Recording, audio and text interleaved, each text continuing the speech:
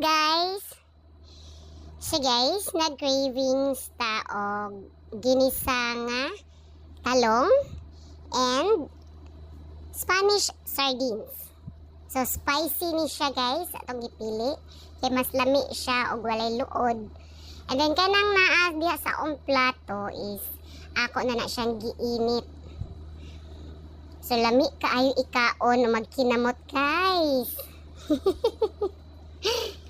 So atong giusab og post kay wa na naigo na sadta ni lolo.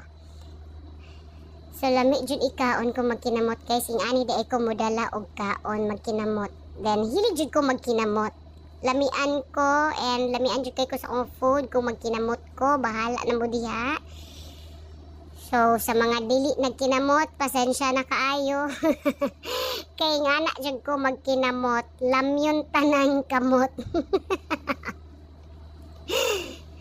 So lami jud siya kaayo. And then guys, share lang nako ha.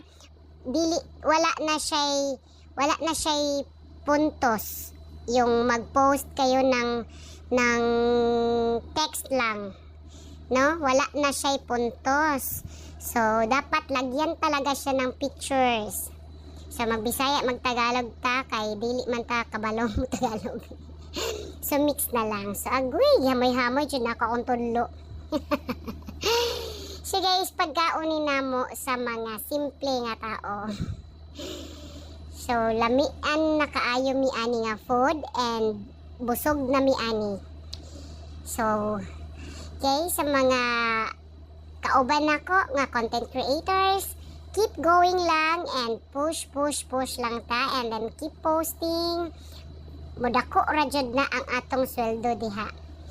So kinahanglan nga naa jud engagement. Number 1 jud ang engagement.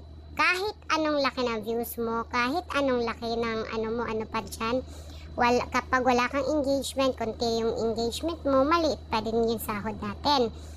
So kailangan engagement talaga, makipag-friend, makipag-usap, makipag-chikahan sa baba ng post.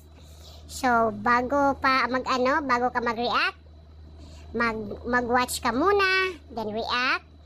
And then magchika-chika ever sa baba. So yun. Kapag pinag-uusapan ka, may nag-uusap sa baba ng post mo, yun yung engagement guys. So wag lang yung isang comment lang ha. So tulungan tayo.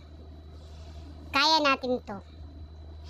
Ayan. Naubos ko na din talaga kasi konti lang yung rice ko. Tatlong kutsara. So